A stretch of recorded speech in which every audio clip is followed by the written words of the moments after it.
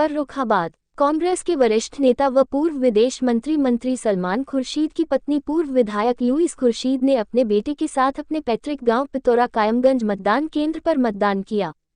Lewis Khurshid ने मारिया आलम के vote जिहाद वाले प्रकरण पर कहा कि इस तरह के शब्दों का प्रयोग चुनाव में नहीं होना चाहिए। इस तरह के शब्दों के प्रयोग से बचना चाहिए। मारिया आलम के बयान से हमारा कोई सरोकार नहीं है। लुईस खुर्शीद ने कहा कि चुनाव संविधान और लोकतंत्र बचाने का चुनाव है। सभी को बढ़ चढ़कर संविधान बचाने के लिए मतदान करना चाहिए। प्रधानमंत्री नरेंद्र मोदी जिस तरह के शब्दावली का प्रयोग कर रहे हैं उसमें उनकी हार व हताश साफ दिखाई दे रही है।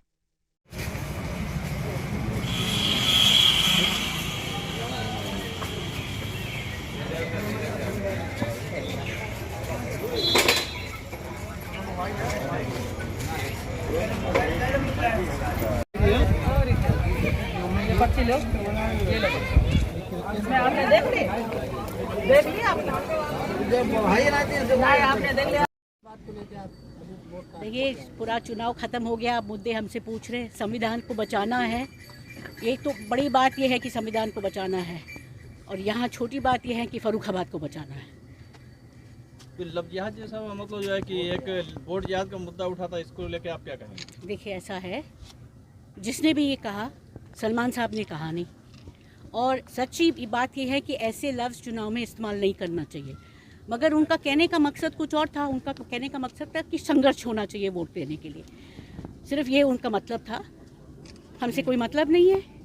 वो है ज़रूर सलमान साहब के रिश्तेदार, मगर आप लोग सब जानते, फर्रुखाबाद के लोग जानते हैं कि उनकी परिवार हमेशा हमारे खिलाफ रहे।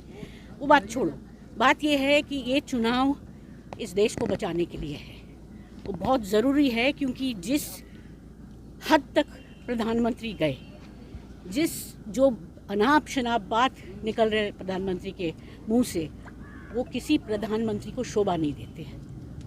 मैडम, जो प्रधानमंत्री की भाषा बदली है, क्या लग रहा है जिस तरीके से अब जो है बातचीत चले, राम मंदिर में ताला बाबरी मस्जिद का लग जाएगा, इस टाइप की बातें कर रहे हैं, तो इस बात से क्या तुष्टीकरण की राजनीति करने की प्रयास किया जाए? बताइए, कोई आपको कुछ समझ में आ रहे?